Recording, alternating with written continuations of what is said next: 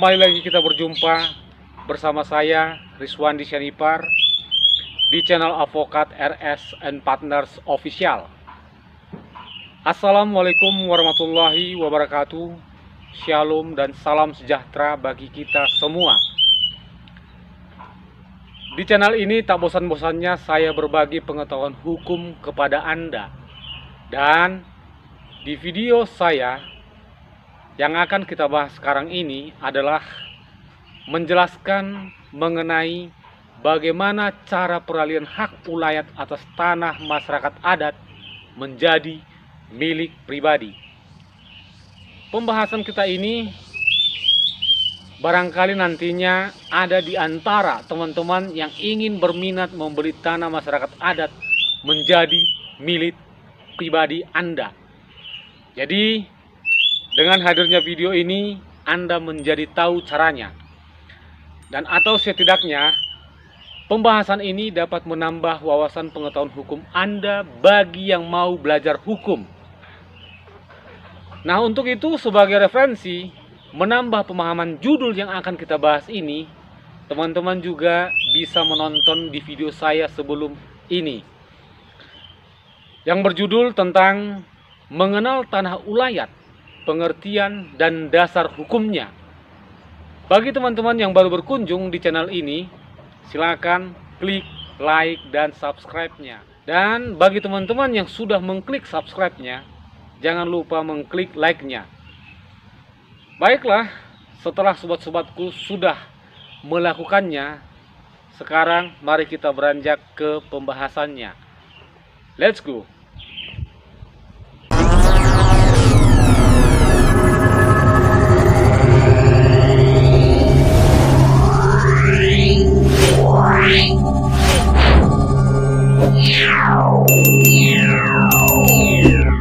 Yang pertama yang akan saya jelaskan adalah apa itu peralihan hak atas tanah. Peralihan hak atas tanah itu adalah berpindahnya hak atas tanah dari pemegang hak yang lama kepada pemegang hak yang baru menurut ketentuan peraturan perundang-undangan yang berlaku. Dalam hal pengertian yang saya sebutkan tadi, ada dua kegiatan yang terjadi dalam peralihan hak atas tanah tersebut, yaitu beralih dan dialihkan. Beralih itu apa? Menunjukkan berpindahnya hak atas tanah tanpa ada perbuatan hukum yang dilakukan oleh pemiliknya. Saya ambil contoh peralihan hak atas tanah melalui pewarisan. Sedangkan dialihkan menunjukkan pada berpindahnya hak atas tanah melalui perbuatan hukum yang dilakukan oleh pemiliknya. Contohnya, peralihan hak atas tanah melalui jual beli. Dalam penjelasan menurut hukum adat, bahwa jual beli itu adalah suatu perbuatan pemindahan hak atas tanah yang bersifat terang dan tunai atau kontan. Seperti apa terang dan tunai tersebut? Saya akan jelaskan. Yang dimaksud terang adalah perbuatan pemindahan hak tersebut harus dilakukan di hadapan kepala adat yang berperan di wilayah tertentu. Sedangkan yang dimaksud dengan tunai adalah pembeli itu harus memberikan uang dengan cara cash atau secara langsung dan di hadapan dua orang saksi. Siapa itu saksinya? Kepala desa atau kepala adat dan masyarakat. Dan ini juga dilakukan di hadapan pejabat pembuat akta tanah atau disebut PPAT. Nah, oleh karena objek yang kita bahas ini mengenai tanah adat, tentunya mari Anda simak lagi seperti apa dalam konteks hukum agraria pengaturan masyarakat hukum adat. Tentunya ini sangat penting Anda ketahui agar supaya jelas Anda pahami dan tidak menimbulkan keraguan-raguan dalam membeli tanah adat menjadi milik pribadi Anda nantinya. Jadi, dalam konteks hukum agraria, pengaturan mengenai masyarakat hukum adat tersebut dalam Undang-Undang Pokok Agraria Nomor 5 tahun 1960 tentang Peraturan Dasar Pokok-pokok Agraria, yang mana di dalamnya terdapat istilah peralihan hak atau jual beli sebagaimana tepatnya tercantum dalam pasal 26 ayat 1. Itu disebutkan peralihan hak atau jual beli, penukaran, penghibaan, pemberian dengan wasiat, pemberian menurut adat, dan perbuatan lain yang dimaksud untuk memindahkan hak milik serta penguasaannya diatur dengan peraturan pemerintah. Selanjutnya, di samping Undang-Undang Pokok Agraria tersebut, peralihan hak diatur dalam Peraturan Pemerintah Nomor 24 Tahun 1997 tentang pendaftaran tanah, yang mana di dalamnya terdapat suatu perbuatan hukum yang disengaja untuk memindahkan hak atas tanah kepada pemilik lain melalui jual beli, hibah, tukar menukar, dan hibah wasiat.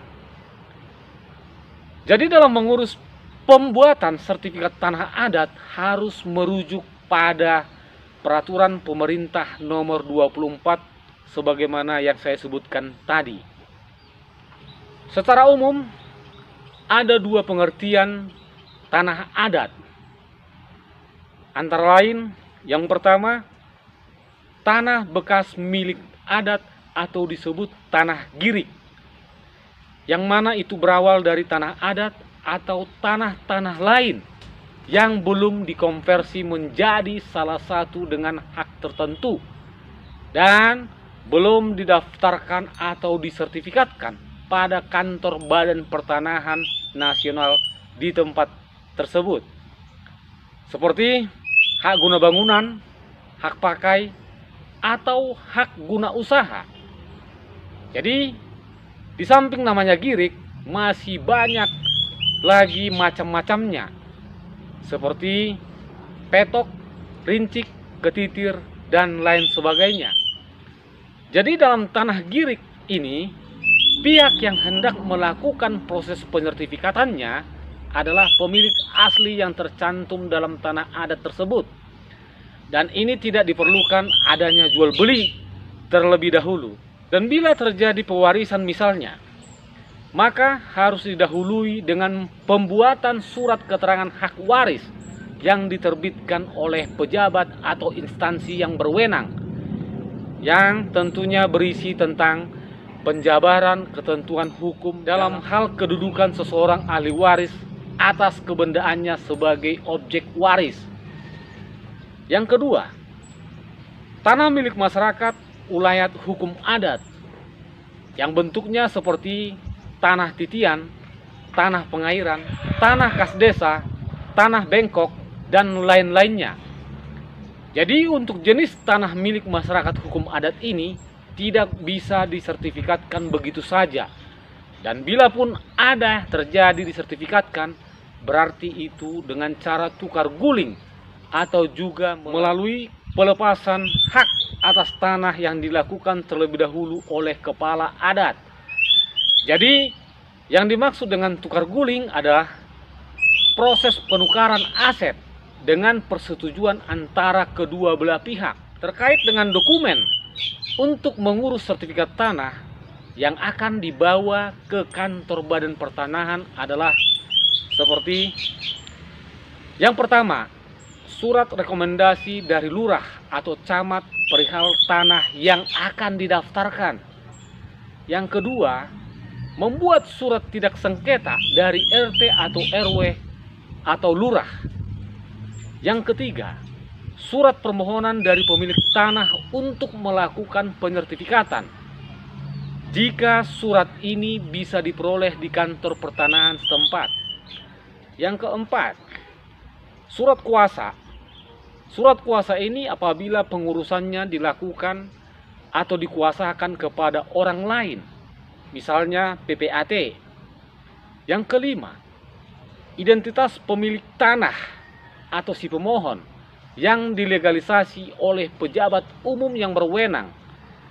Biasanya ini notaris dan atau kuasanya. Ini berupa fotokopi KTP dan kartu keluarga surat keterangan waris, dan akta kelahiran jika pemohon menyertifikatkan dilakukan oleh ahli waris. Yang keenam, bukti atas hak yang dimohonkan seperti girik, petok, rincik, ketitir, atau bukti lainnya sebagai bukti kepemilikan. Yang ketujuh, surat pernyataan telah memasang tanda batas. Yang kedelapan, fotokopi surat pemberitahuan pajak terutang atau SPPT dan surat tanda terima sementara atau STTS tahun berjalan. Jadi, berdasarkan yang sudah kita bahas dan sebagai akhir kata dari saya, bahwa dalam melaksanakan peralihan hak hulayat atas tanah masyarakat adat menjadi milik pribadi dapat Anda lakukan sekarang atau nantinya, dan itu tergantung pada keuangan Anda miliki. Intinya adalah bahwa hukum tanah nasional di negara kita ini tidak menyebutkan dan atau melarang mengenai peralihan hak atas tanah ulayat. Demikian, dan semoga bermanfaat. Salam, mari sepakat kedepankan hukum. Terima kasih.